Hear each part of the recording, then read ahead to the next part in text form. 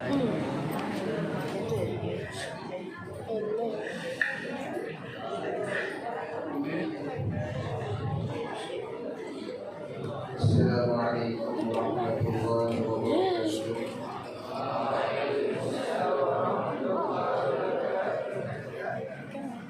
Alhamdulillah rabbil alamin. Wassalatu wassalamu ala asyrafil anbiya'i wal mursalin wa ala alihi wa ashabihi ajma'in. Subhanaka la ilma lana illa ma 'allamtana innaka antal alimul hakim. ولا حول ولا قوة إلا بالله العلي العظيم. رب اشرح لي صدري ويسر لي أمري واحلل عقدة من لساني يفقهوا قولي. اللهم فقهنا في الدين وافتح علينا فتوح العارفين واجعل أعمالنا خالصة لوجهك الكريم برحمتك يا أرحم الراحمين. اللهم ارزقنا علما نفقه به أوامرك ونواهيك وارزقنا فهما نعلم به كيف نناجيك برحمتك يا ارحم الراحمين. اللهم يا عزيز يا ودود علي محبتك ويقطع بها قلبهم من تعظيم وتحقيق وما القيت علي محبه مني بوجهك الكريم ونبيك محمد النبي الامي. قل ان كنتم تحبون الله فاتبعوني يحببكم الله يغفر لكم ذنوبكم والله غفور رحيم. صلى الله أن يجعل بينكم وبين الذين عاديتم منهم مودة والله قدير والله غفور رحيم.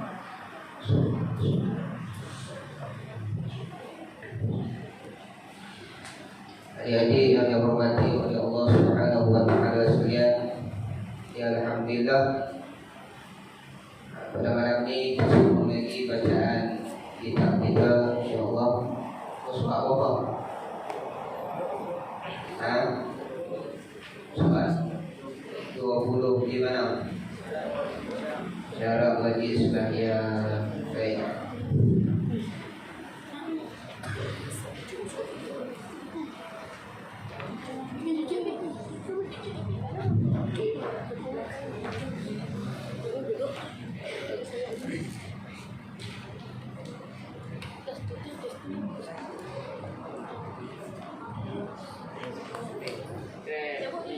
Cabut hitam.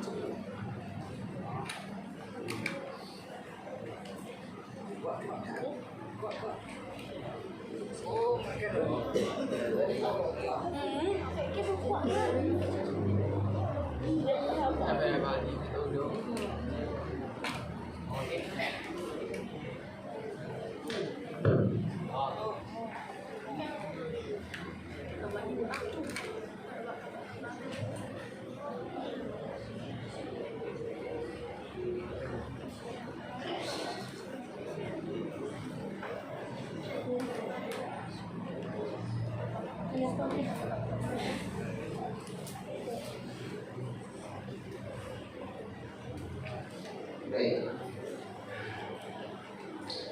Jadi insyaallah malam ini kita akan sambung pada muka surat yang ke-20 bawah insyaallah. Syarat wajib sembahyang. Itu kan? Baik. Qala al-mu'allif rahimahullahu ta'ala, telah berkata musannif pengarang kitab bahwa Rijzi bin Ahmad al-Qadahi rahimahullahu ta'ala wa nafa'ana bi'ulumihi wa 'ulumi masyayikhihi fid darain amin ya rabbal alamin. Syarat wajib sembahyang. Bermula syarat wajib sembahyang itu 5 perkara. Jadi habislah kita mengetahui akan hukum bagi mengerjakan sembahyang. Apa hukum mengerjakan sembahyang 5 waktu? Wajib apa? Wajib aini. Apa wajib aini? Wajib di atas tiap-tiap mukallaf. Wajib di atas tiap-tiap mukallaf. Itu orang panggil wajib aini. Lawan bagi wajib aini Wajib apa? Wajib kifai. Pernah dengar ada fardu ain? Pernah dengar ada fardu kifayah? Itu lah benda serupa. Nah, fardu kifayah. Apa fardu kifayah? Orang yang buat kita tak payah. Kan kita buat orang kita tak payah. Baik.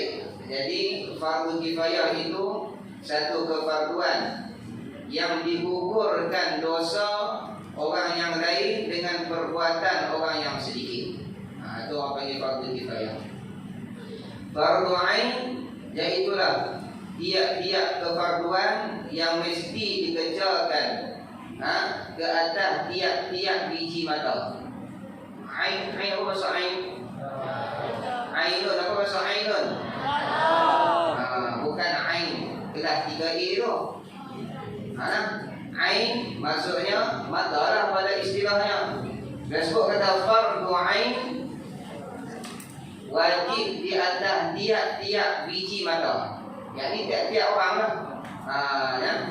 Baik. Jadi hukum mengerjakan sembahyang kita telah maklum. Hukumnya wajib. Wajib apa? Wajib aini. Baik. Jadi malam ni kita nak tengok pula apa syarat wajib sembahyang. Kita tahu dah kata hukum sembahyang tu adalah wajib. Jadi malam ni kita nak tengok apakah syarat yang mewajibkan seseorang tu sembahyang. Bermakna sekiranya tidak ada syarat ini, maka tidak wajib seorang tu mengerjakan sembahyang. Baik. Bermula syarat wajib sembahyang, yakni syarat nak lekat hukum wajib sembahyang. Dulu kita mengaji dah apa makna wajib. Apa makna wajib? Apa dia makna wajib? Mudah-mudah nak faham. Buat dah Allah Ta'ala janji beri pahala, tinggal Allah Ta'ala janji siksa. Itu adalah makna bagi wajib. Jadi wajib kepada perkara yang dijanji siksa oleh Allah. Segala perbuatan, segala ibadat yang dijanji beri pahala oleh Allah Subhanahu wa Ta'ala pada berbuatnya. Dan dijanji siksa oleh Allah Ta'ala pada meninggalnya. Bermakna kalau kita tinggal sembahyang, Allah Ta'ala janji siksa. Kalau kita buat sembahyang, Allah Ta'ala janji beri pahala. Syarat wajib sembahyang, syarat nak lekat hukum wajib sembahyang di atas tiap-tiap mukallaf itu ada berapa? 5 perkara. Jadi maksud dengan 5 perkara ni wajib berimpun 5 perkara. Baik, kita baca dulu apa 5 perkara tu. Pertamanya Islam. Tengok bawah tu pula. Dan keduanya adil.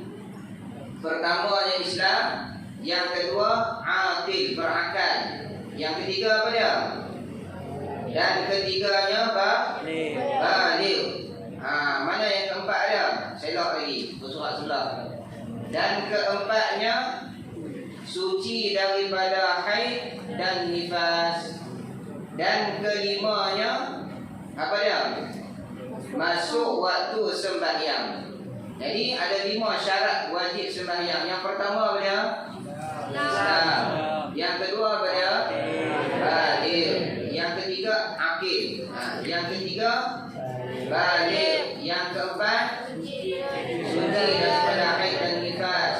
Yang kelima masuk waktu sembahyang. Siapa yang ada kelima-lima syarat ini, maka lekat wajib sembahyang kepada dia. Dia nama apa?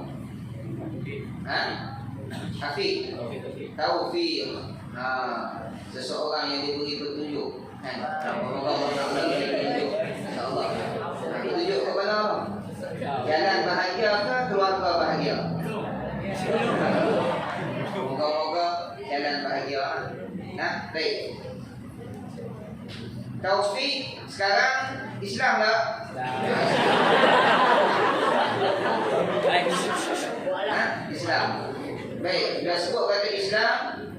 Ada tak syarat pertama?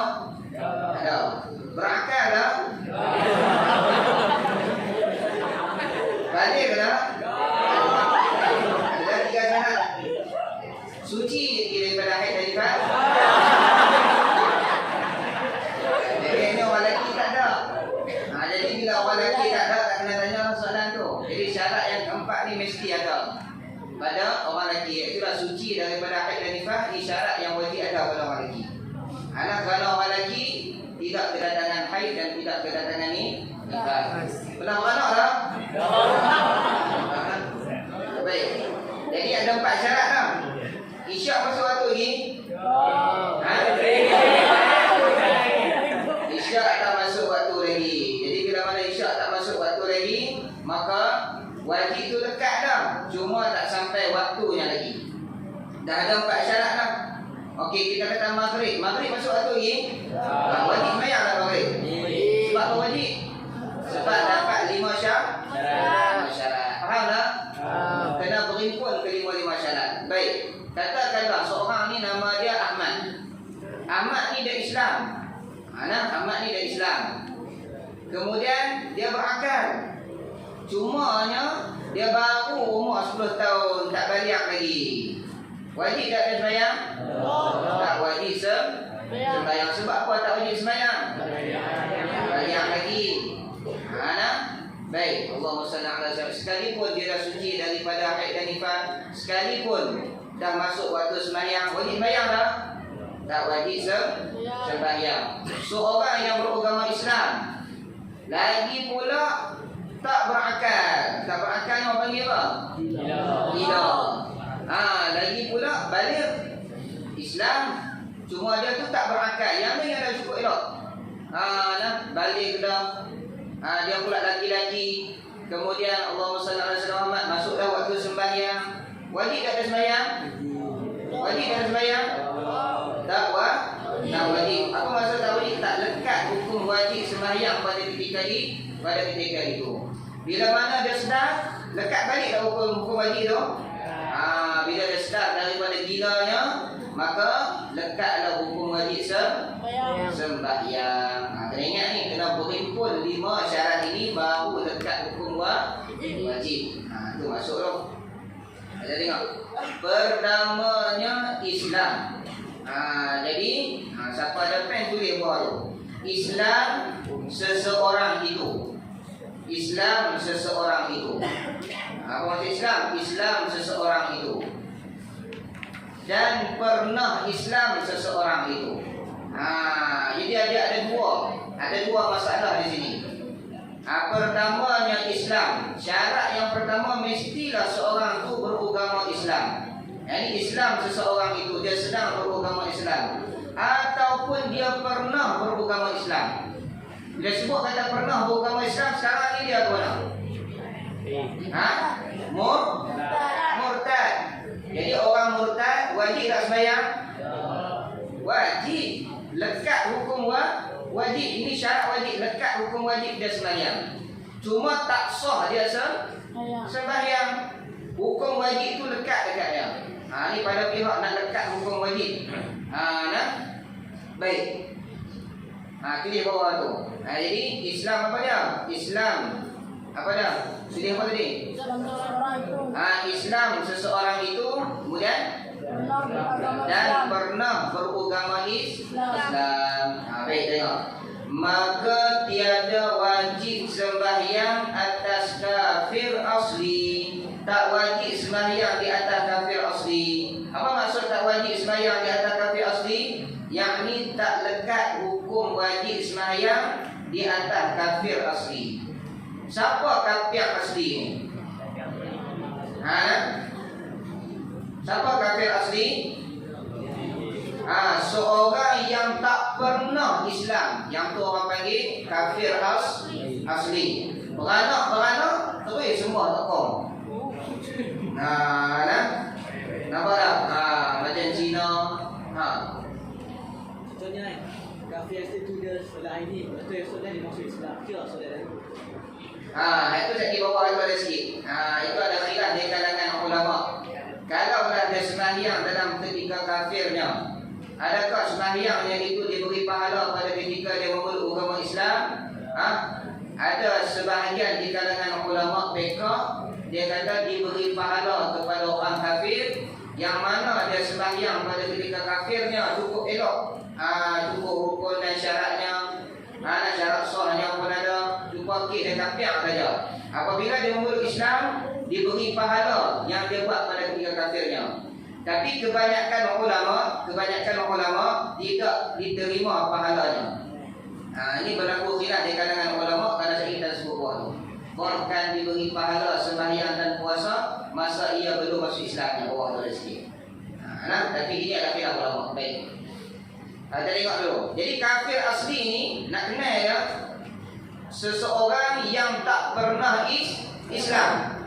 Bila kita kata seorang yang tak pernah Islam, sama ada dulu ni, pada ketika itu dia sedang beragama yang lain daripada beragama Islam, ataupun dia tak ada agama langsung. Orang panggil apa? Yang dia tak ada agama ni orang panggil apa? Apa dia?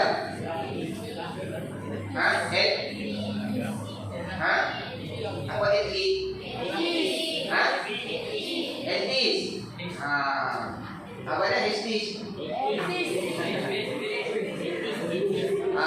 Orang yang tak ada agama. Orang yang tak ada agama. Baik, jadi orang yang tak ada agama langsung itu pun dinamakan sebagai kafir asli. Sama ada dulunya dia agama dia lain daripada agama Islam ataupun dia tidak pernah beragama. Maka seseorang itu dinamakan sebagai kafir asli. Maka pembahagian kafir itu ditentukan oleh ulama. Bila sebut kata kafir asli, ada kafir di situ kafir harbi, ada kafir muamman, ada kafir muahad, ada kafir zimmi. Jadi dia ada pembahagian kafir. Kafir harbi, kafir yang memerangi kerajaan Islam serta mereka tidak membayar jizyah kepada kerajaan Islam. Kafir zimmi, kafir yang berada di bawah kerajaan Islam yang membayar jizyah kepada kerajaan Islam. Mereka ini tidak menentang Islam, dinamakan kafir zimmi. Kafir muahad, kafir yang ada perjanjian dengan negara Islam, iaitulah genjatan senjata. Genjatan senjata tu orang panggil kafir muahad. Tu perang, berhenti rehat saat minum kopi lah. Berapa tahun? 2 tahun. Ini kafir yang ada perjanjian dengan kerajaan Islam. Baik. Kafir mustakman, kafir yang diberi perlindungan oleh orang Islam di negara Islam. Itu pembahagian kafir. Allahumma salli ala sayyidina. Jadi semua jenis kafir itu termasuk di bawah kafir asli. Maka kafir asli tak lekat sama sekali hukum wajib sembahyang kepada dia. Adapun murtad kafir asli dah. Sebab apa? Dia pernah Islam. Dia sebut kata kafir asli kena faham. Dia tidak pernah merasai Islam, sama ada dia sedang beragama lain daripada Islam ataupun dia tidak pernah beragama sama sekali. Ingat takrif tu. Bila sebut kata murtad, pernah tak merasai Islam? Pernah beragama Islam. Jadi dia tak termasuk di bawah kata kafir asli. Baik. Yakni apa maksud tiada wajib sembahyang atas kafir asli? Yakni tiada dituntut suruh ia sembahyang pada hukum dalam dunia. Jadi syarak di dunia ni, Tok Qadi tak wajib suruh dia sembahyang, Tok Imam tak wajib suruh dia pergi sembahyang. Itu maksud tiada dituntut suruh ia sembahyang pada hukum di dalam dunia. Kerajaan Islam kalau ada kafir dalam negara dia tak wajib, dia kena kerah polis supaya pergi tangkap orang tak sembahyang di kalangan orang kafir. Tak boleh. Kenapa? Kerana mereka tidak dituntut suruh sembahyang pada hukum dunia. Tetapi disiksa akan dia pada akhirat. Jadi orang kafir asli ini sungguh pun mereka tak dituntut tak lekat hukum wajib sembahyang di dunia, tak dituntut suruh sembahyang di dunia, tetapi mereka ini akan disiksa di hari akhirat nanti sebab tiada sembahyangnya jika ia mati di dalam kafir. Seorang yang kafir maka dia sembahyang tak sembahyang. Bila dia tak sembahyang, apabila dia mati, dia akan disiksa oleh Allah Subhanahu wa taala 2 kali siksa. Yang pertama, siksa kerana kufurnya. Yang kedua, siksa kerana meninggalkan sembahyang. 2 kali siksa. Kerana tuntutan ini dikatakan wajib. Wajib di sini wajib bukan orang kafir itu tak lekat padanya wajib mutalabah, tetapi lekat padanya itu wajib iqab. Iqabah. Wajib mutalabah, wajib dituntut sembahyang tu dah, tetapi wajib iqab itu lekat padanya. Bermakna di akhirat nanti orang kafir yang tak sembahyang maka disiksa oleh Allah Subhanahu wa taala dengan 2 kali siksa. Yang pertamanya siksa kerana dia tidak pernah melaksanakan sembahyang, yang keduanya siksa kerana kekufurannya. Bagi masalah ulama yang mengatakan orang kafir bila dia sembahyang pada ketika kafirnya, bila mana dia masuk Islam, diberi pahala sembahyang yang dia sembahyang pada ketika kafirnya. Ini di atas pendapat yang minoriti, pendapat ulama yang sedikit. Ada juga ulama yang berpendapat seperti itu dengan hujah-hujahnya, tetapi pendapat yang terlebih kuat yang dipakai, yang perlu kita ketahui, yang perlu kita berpegang, bahawasanya orang kafir kalau dia melaksanakan sembahyang pada ketika kafirnya, bila mana dia memeluk Islam, sembahyang yang dilakukan pada ketika kafir tak diberi pahala oleh Allah Ta'ala. Sebab apa? Sebab tak sah sama sekali hak dia buat tu. Faham tak? Boleh faham tak? Kedaju. Boleh faham tak? Baik. Adapun kafir asli, jika ia masuk Islam, kalaulah kafir asli itu masuk Islam, sebelah rumah kita ada Cina, nama dia Ahjong. Ahjong duduk sebelah rumah kita tu, kan? Tu tengok tiap hari kita pergi masjid, kan? Cuma dia tu tak teringin nak masuk Islam. Tengok-tengok dekat dia nak mati, dia merasa teringin nak masuk Islam. Jadi dia tak tahu dia nak mati bila. Dekat-dekat dia nak mati, umur tua lah, baru dia berasa masuk Islam. Adapun kafir asli, jika ia masuk Islam, dia teringin, dia tengok kita pergi masjid, dia pun panggil. Pergi masjid itu semua apa? Semua Allah Ta'ala. Aku ingat semua dinding. Dia orang kafir dapat tak tahu tentang agama kita, maka kita perjelaskan kepada mereka tentang agama kita. Kami menyembah Allah Subhanahu wa taala, Tuhan yang menjadikan aku dan Tuhan yang menjadikan hang macam. Jadi sama-sama kita kena sembah Allah Ta'ala. Lagu tu aku ingat semua batu macam kami juga sembah batu. Jadi ketika itu dia sedang dia nak masuk Islam, terus kita suruh dia mengucap. Bila terus kita suruh dia mengucap, dia pun mengucap, masuk Islam lah. Masuk Islam. Jika ia masuk Islam, maka diampun akan segala dosanya yang bersangkut dengan hak Allah. Segala dosa yang dia buat pada ketika kafirnya yang bersangkut dengan hukukullah, maka dosa itu diampunkan oleh Allah Subhanahu wa taala. Kan? Seperti mana ayat Quran, Allah Taala berfirman dalam surah Al-Anfal, "Qul lil ladzina kafaru", hai Muhammad, sabdakanlah olehmu hai Muhammad, qul, sabdakanlah olehmu hai Muhammad, lil ladzina kafaru, bagi orang-orang kafir itu, in yantahu, apabila mereka itu berhenti daripada kekufuran mereka, yaghfir lahum ma qad salaf, nescaya Allah Ta'ala akan ampunkan segala dosa yang telah lalu bagi mereka itu. Jadi Allah Ta'ala ampunkan segala dosa mereka di dalam masa mereka itu kekufuran. Di dalam masa kekufuran mereka, apa 2 yang mereka buat yang bersangkut dengan haqqullah, dengan hak-hak Allah, maka diampunkan oleh Allah Subhanahu wa taala. Sabit daripada Al-Quran. Maka tiada wajib qada sembahyang dan puasanya yang masa sebelum ia Islam. Jadi acong baru masuk Islam. Sebelum tu dia pernah Islam tak? Tak pernah Islam pun. Maka umur acong tu berapa dah? Umur ada 50 lah. Dia banyak umur apa? Dia banyak umur dia 15 tahun. Cuba kira. Daripada 15 sampai 50 berapa tahun?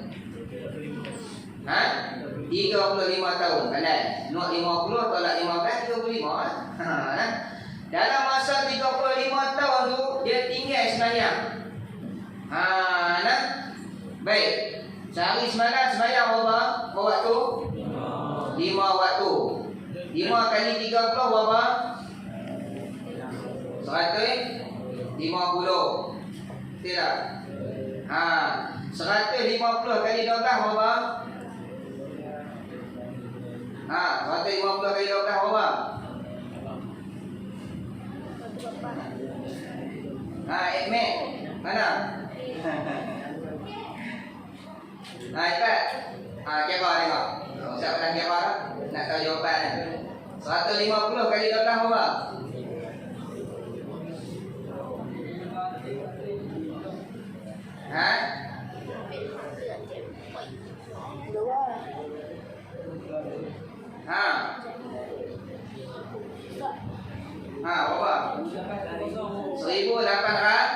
1,800. Betul tak? 1810.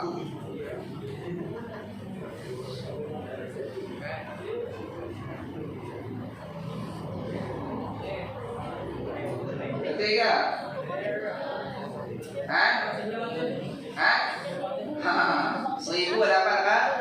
1,800. Mudah aja. Buang 2 dulu. 150 kali 10 berapa? Kau mudah-mudah lah. Nanti lagi besar lah dengan kamu lah. Kan? 150 kali 10 berapa? 1,500. Lepas tu kali 2. Itu kali 2. Berapa? 150 kali 2. 1,500. 300. Tambah lah. 1,800. Baik. 1,800 kali 35. Apa dapat setahun? 1,800 waktu kali dengan 35 tahun. 100?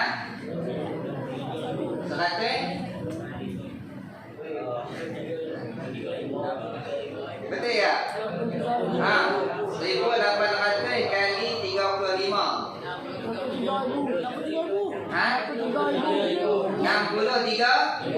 63,000 lebih kurang. 63,000 waktu jenuh. Acong tu pelembek tengok lah kalau dia kata. 63,000 waktu kan? Betul tak 63? Ustaz ikut kan ni. Baik, 63,000. Cuba bayar tengok. Jenuh kokoh. Tapi nak cerita tentang keelokan Islam ni, bila orang kafir atau masuk Islam, kena qada lah 63,000 waktu tadi. Tak kena qada. Allahu Akbar. Nampak tak rahmat yang berada dalam Islam? Bahkan Allah Ta'ala ampun sekaliannya hak dia tinggal dalam masa kafir ada. Kan? Kita tak buat lah, kafir tak buat lagu. Kan? Bukan wajib dia sembahyang. Bila dia tak buat, adakah dia beri dosa dengan dia meninggalkan sembahyang selama 35 tahun, iaitu 63,000 waktu tu? Tak dikira sebagai dosa, bahkan diampunkan oleh Allah Subhanahu wa taala. Baik. Maka tiada wajib qada sembahyang dan puasanya yang masa sebelum ia Islam. Bahkan bukan setakat tak kena qada, diberi pahala pula, diberi pahala sembahyang dan puasa masa dia belum masuk Islam itu. Dia tak masuk Islam lagi, kemudian dia sembahyang, dia puasa, Allah Ta'ala beri pahala. Sembahyang dia buat tu sah lah? Tak sah, kerana dia kafir. Puasa dia buat tu sah lah? Tak sah. Tapi kalau dah dia puasa ikut syarat-syarat dia boleh, rukun-rukun dia elok, dia sembahyang tu rukun-rukun dia elok, syarat sah dia elok, dia duduk dengan orang Melayu ulama lah. Kan, di sekolah pun waktu ustazah mengajar bab agama dia pun ikut sekali, cuma dia tak diberi hidayah sekali ya. Sembahyang pun sembahyang sekali juga, kan? Cuma tak ada nak jadi imam lagi. Baik, tapi tak masuk Islam lagi. Bila mana dia masuk Islam, pahala yang dia sembahyang dalam ketika kafir dia diberi pahala oleh Allah Subhanahu wa taala. Ini di atas sebahagian pendapat ulama. Adapun pendapat yang muhtamad yang dipegang oleh kebanyakan ulama, sembahyang yang dia buat dalam ketika kafirnya itu tiada sah dan tiada diberi pahala oleh Allah Subhanahu wa taala. Lepas tu apa yang dia dapat? Hanya digugurkan dosa meninggalkan sembahyang sahaja. Pahala tak dapat. Baik. Adapun kafir murtad, kafir murtad. Siapa kafir murtad ni? Tengok, iaitu orang Islam kemudian jadi kafir. Apa maksud orang Islam kemudian jadi kafir? Yakni seseorang yang pernah Islam. Sama ada dia asal dari Islam, tak pernah kafir pun, beranak terus ayah dia tutup imam. Ini Islam lah. Di tengah-tengah wala a'yazabillahi min zalik, kemudian dia kufur kepada Allah Subhanahu wa taala, dia keluar daripada agama Islam, dia digelar sebagai murtad. Ataupun acong tadi masuk Islam, dia pun tengok kita pun panggil lebih kurang dia kata, lagu ni baik dulu agama dulu. Dia daripada acong daripada Cina dia perlu Islam, kemudian kafir balik, kemudian kufur balik. Acong tadi asalnya kafir asli, kemudian Islam, kemudian disebut sebagai apa? Kafir murtad. Sebab apa? Dia pernah merasai Islam. Nampak dua wajah dah. Baik. Iaitu orang Islam kemudian jadi kafir, maka tiada sah segala ibadatnya yang ia buat dalam masa murtadnya. Apa juga ibadat yang dia buat dalam masa murtadnya, dalam masa kafirnya itu tiada sah, melainkan zakatnya dan fitrahnya yang ia beri dalam masa ia murtad. Jadi yang sah dia buat dalam masa murtadnya itu hanyalah zakatnya dan fitrahnya. Bermakna kalau orang yang murtad itu orang kaya, dia ada bendang. Bila ada bendang, waktu menuai dia pun kutip padi dia. Bila kutip padi boleh banyak, dia beramal dengan zakat dia. Daripada 10 undi dia buat pula zakat 1 undi. 10 undi dia buat pula zakat 1 undi. 20 undi dia ambil 2 undi. 30 undi dia ambil 3 undi untuk pulang zakat. Jadi zakat yang dia keluarkan dalam ketika pada masa murtadnya itu, apabila dia memeluk Islam, dia patah balik kepada Islam. Lepas daripada dia murtad, dia tak kena qada dah. Kenapa? Zakatnya itu terpakai pada ketika murtadnya. Begitu juga fitrah. Dia keluar daripada agama Islam, ada anak-anak, ada bini, anak dia Islam lah, bahkan ustaz lagi. Nampak tak? Bini dia ustazah lagi. Baik. Jadi itu setengah daripada orang yang wajib nafkah, wajib dia beri nafkah. Bila mai bulan Ramadan, wajib dah dia keluarkan fitrah. Wajib dia keluarkan fitrah bagi anak dan isteri dia. Adapun fitrah dirinya tak wajib lah. Fitrah Allahumma salli. Fitrah dirinya pun wajib. Dirinya pun wajib walaupun dia kafir, dia dah keluar daripada Islam, wajib kepada orang murtad ni kan. Fitrah dirinya wajib, fitrah bawah orang tanggungannya wajib, fitrah isterinya pun wajib. Wajib dia beri. Maka fitrah yang dia keluarkan di dalam masa murtadnya itu, apabila dia kembali kepada Islam, dia kena ulang beri tak? Wajib dia ulang bagi balik tak? Tak wajib dah. Sebab apa? Kira terpakai apa yang dia beri pada ketika murtadnya. Tengok, jika ia kembali kepada Islam, nescaya memada tiada kena ulang beri pula hak dia beri pada ketika murtadnya itu, dikira terpakai. Dia tak kena ulang beri lah. Dan jika orang yang murtad itu ia kembali kepada Islam, kalaulah orang murtad itu dia kembali balik kepada Islam, dia kata tak enduk lagu ni Allah Ta'ala murka ni, kena perpatah balik kepada Islam. Ataupun dia memang tak mahu nak patah balik kepada Islam, tetapi dipanggil oleh Tok Qadi. Tok Qadi kata, kena bertaubat kepada Allah, kena kembali kepada Islam, kena bertaubat kepada Allah. Kalau tak kembali kepada Islam, kami kerajaan Islam akan hukum hancur. Kalau orang yang murtad, kalau dia tak mahu kembali balik kepada Islam, hukum dia apa? Hancur. Baik. Bila dia dengar lagu tu, takut dia patah balik kepada Islam. Walaupun dia patah balik dalam keadaan takut, terpakai Islam. Jika ia kembali kepada Islam, nescaya memada tiada kena ulang beri pula. Dan jika orang yang murtad itu ia kembali kepada Islam, maka wajib ia qada sembahyang yang dalam masa ia murtad, dan tiada wajib qada sembahyang yang ia buat sebelum ia murtad, tetapi batal pahalanya. Jadi seorang yang murtad, Allahumma salli ala sayyidina Muhammad, seorang yang murtad lekat hukum wajib sembahyang pada dia. Cuma dia nak sembahyang pada ketika murtadnya tu tak sah. Hukum wajib sembahyang tu lekat. Sebab itu apabila dia kembali kepada Islam, wajib dia qada, dia kena qada sembahyang yang dia tak buat di dalam masa murtadnya. Sembahyang yang dia tak buat dalam masa murtadnya itu wajib dia qada. Allahumma salli ala sayyidina Muhammad. Kemudian sembahyang yang dia buat pada masa sebelum dia murtad. Sebelum dia murtad dia Islam lah. Islam lah. Jadi sembahyang yang dia buat di dalam Islam sebelum dia murtad itu terbatal pahalanya, tetapi tak wajib dia qada sembahyang tersebut. Yang dia wajib qada sembahyang yang dia tinggalkan di dalam masa murtadnya. Itu wajib dia qada. Sebab apa wajib dia qada sembahyang? Kerana lekat hukum wajib dia sembahyang pada ketika murtadnya. Baik. Dan jika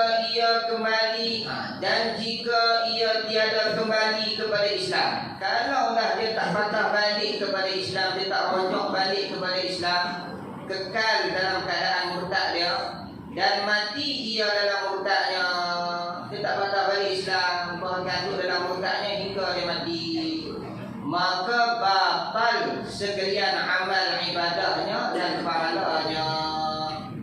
Segala ibadat yang dia buat dulu, dia pernah Islam lah, pernah Islam. Segala ibadat yang dia buat pada ketika Islamnya terbatal habis, dikira tak sah dan tidak diberi pahala oleh Allah Subhanahu Wa Taala. Maka disiksa akan dia seperti tiada buat amal sekali-kali. Jadi orang lagu tu disiksa oleh Allah Subhanahu Wa Taala macam kafir asli. Itu maksudnya kafir asli yang mati di dalam kafirnya. Begitu jugalah murtad yang mati di dalam murtadnya disiksa oleh Allah Subhanahu Wa Taala. Semacamlah dia tak pernah sembahyang, dia tak pernah puasa, dia tak pernah zakat, dia tak pernah haji.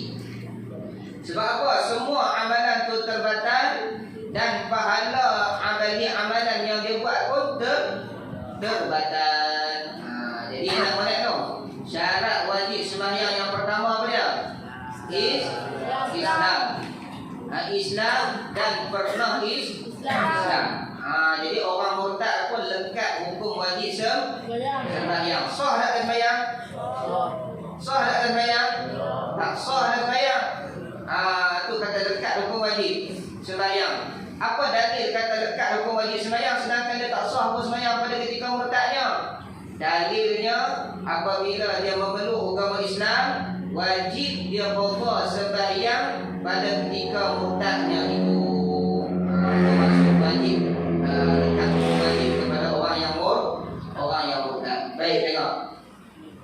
Masalah perempuan yang murtad apabila ia kembali kepada Islam, maka tiada wajib qada sembahyangnya yang dalam masa haid dan nifas dalam masa murtadnya, dan wajib qada sembahyang masa gila dalam murtadnya. Jadi seorang perempuan kalau dia Islam sekalipun, apabila masa dia kedatangan haid ataupun kedatangan nifas, wajib tak sembahyang? Wajib tak sembahyang? Wajib tak sembahyang? Tak wajib sembahyang. Wajib apa? Wajib tinggal. Bahkan orang perempuan yang meninggalkan sembahyang pada ketika haid diberi pahala oleh Allah Subhanahu Wa Taala dengan syarat dia kena niat jujur. Aku tinggal sembahyang ini kerana Allah Taala, maka diberi pahala meninggalkan sembahyang pada ketika haid. Tinggal sembahyang boleh pahala. Lelaki boleh tak? Tak boleh, kena buat. Pernah ingat bayar tak? Pernah ingat bayar tak? Mana pernah ingat bayar haid dah tu? Orang haid dah kena ingat bayar. Ingat bayar. Baik, jadi orang perempuan kalau dia Islam sekalipun, apabila kedatangan haid dan nifas tak wajib dia sembahyang. Begitu jugalah pada ketika kufurnya, pada ketika dia murtad, bila masa dia kedatangan haid dan nifas, pada ketika itu tiada lekat hukum wajib sembahyang pada perempuan tersebut. Bermakna apabila dia memeluk agama Islam, bila dia patah balik kepada Islam, dia kembali kepada Islam, tak wajib dia qada sembahyang yang dia tinggalkan di dalam masa murtadnya pada ketika haid. Lain daripada ketika haid dan nifas, maka wajib dia kena qada sembahyang yang ditinggal di dalam masa murtadnya. Dan wajib qada sembahyang masa gila dalam murtad. Orang gila di dalam masa murtad wajib qada sembahyang. Dia murtad tu dalam keadaan sedar. Dia keluar daripada Islam tu dalam keadaan sedar. Tiba-tiba dalam tengah-tengah murtadnya itu tiba-tiba gila. Bila mana dia keluar daripada Islam, tak kira lah dia pergi ke agama Hindu ke, agama Buddha ke, pergi ke Kristian ke, tak kira lah agama mana, yang ni agama yang selain daripada agama Islam. Tiba-tiba dia gila. Wajib tak dia sembahyang? Wajib. Cumanya tak sah dia sembahyang. Dia tak sah sembahyang, tak buat lah. Dengan bahawa apabila dia memeluk agama Islam, wajib dia kena qada sembahyangnya di dalam masa murtadnya, sekalipun dia gila. Wajib dia qada. Kalaulah seorang tu Islam, orang Islam, bila dia gila, wajib dia sembahyang? Wajib dia sembahyang? Tak wajib dia sembahyang. Orang gila wajib sembahyang tak? Tak wajib sembahyang. Kerana syarat wajib sembahyang mesti berakal. Tapi ini adalah hukuman kepada orang yang murtad. Walaupun dia gila, lekat juga hukum wajib sembahyang dekat dia. Dengan bahawa bila dia masuk Islam, wajib dia qada sembahyang dia, walaupun dia dalam masa gila dia. Sedangkan kalaulah dia Islam, tiba-tiba dia diberi musibah dengan gila, wajib dia sembahyang? Tak wajib dia sembahyang. Baik, habis. Dan keduanya syarat wajib sembahyang itu aqil. Berapa saja? 8 minit. Baik. Dan keduanya syarat wajib sembahyang itu aqil. Apa maksud aqil? Apa maksud aqil? Seorang yang sempurna akal. Seorang yang sempurna akal. Orang gila sempurna tak? Orang gila dia ada akal tapi tak sempurna. Itu orang panggil orang gila. Jadi akil itu apa dia? Seorang yang sempurna akal. Maka tiada wajib sembahyang atas orang yang hilang akal dengan tiada sengaja. Tak wajib dia sembahyang. Baik tak wajib sembahyang, yakni tak lekat hukum wajib sembahyang kepada orang yang hilang akal, yang hilang kesempurnaan akal dengan tiada sengaja, dengan tak sengaja. Maka orang yang hilang akal dengan tak sengaja ini, tiada wajib dia sembahyang habis. Dan ketiganya daripada syarat wajib sembahyang itu baligh. Baligh dengan keluar mani, sama ada lelaki atau perempuan, apabila cukup umurnya 12 tahun dan tersebut di dalam Syarqawi juzuk yang kedua. Kita Arab, kita Syarqawi ini Haisyah Syarqawi ala Tahrir juzuk yang kedua, muka surat 163. Dia kata sekurang-kurang umurnya 9 tahun tahdidan, sama ada lelaki atau perempuan, sama ada keluar mani itu dengan mimpi atau lainnya, maka balighlah dia. Baik. Jadi di antara tanda baligh, Ustaz nak baca dulu Ustaz baca dulu.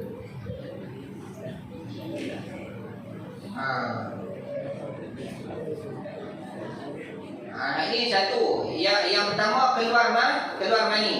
Cuba tengok bawah tu. Bawah sekali tu. Kita langkau sikit. Dan alamat baligh tertentu pada perempuan. Yang tadi keluar mani. Keluar mani sama ada lelaki atau perempuan. Jadi yang keduanya, dan alamat baligh tertentu pada perempuan juga. Apa maksud perempuan juga?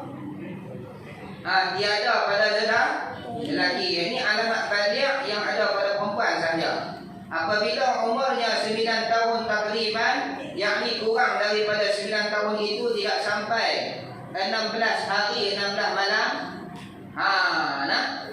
keluar apa? Keluar haid. Haid. Tu. Dan alamat baligh tertentu pada perempuan juga itu haid apabila umurnya 9 tahun takriban. Ini alamat tanda yang kedua. Baik. Yang ketiga, baca lagi. Adapun jika tiada keluar mani dan tiada haid, tiada keluar mani daripada perempuan ataupun tiada keluar mani daripada lelaki pada umurnya 9 tahun dan tiada haid bagi perempuan, maka apabila cukup umurnya 15 tahun, sama ada lelaki atau perempuan atau unsa, di sisi mazhab Syafi'i dan di sisi mazhab Hanafi cukup umurnya 18 tahun. Jadi baligh, kalaulah tak ada tanda, baligh dengan umur. Baik, kita ulang balik. Jadi syarat yang ketiga bagi lekat wajib sembahyang ni apa dia? Baligh. Apa baligh? Apa dia baligh? Had umur.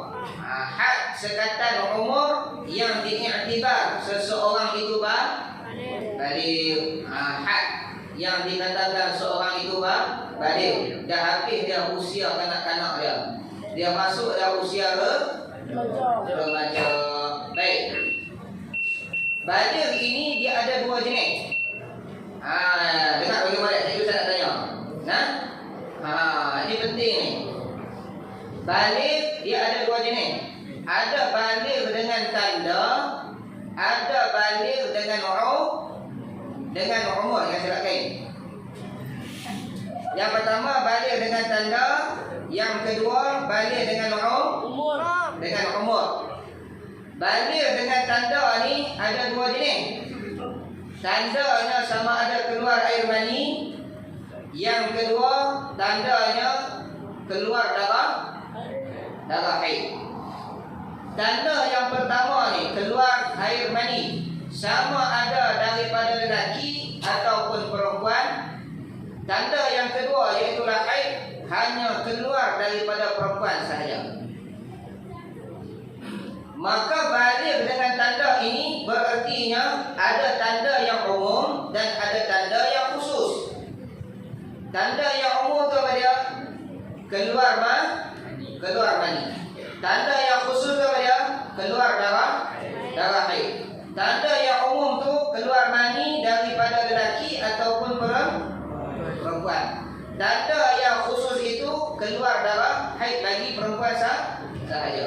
Kedua-dua tanda ini nak i'tibar itu adalah air mani, nak i'tibar itu adalah darah haid, mestilah sampai umurnya 9 tahun. Kalaulah tanda bagi lelaki, apa dia tanda bagi lelaki? Air mani saja. Jadi orang perempuan dia ada 2 tanda balik dia. Sama ada dengan keluar air mani ataupun dengan keluar darah haid. Orang lelaki dia ada 1 tanda saja, balik dengan keluar air mani. Jadi kalaulah keluar air mani ataupun keluar darah haid sebelum daripada umurnya 9 tahun, kira balik dah? Tak kira balik.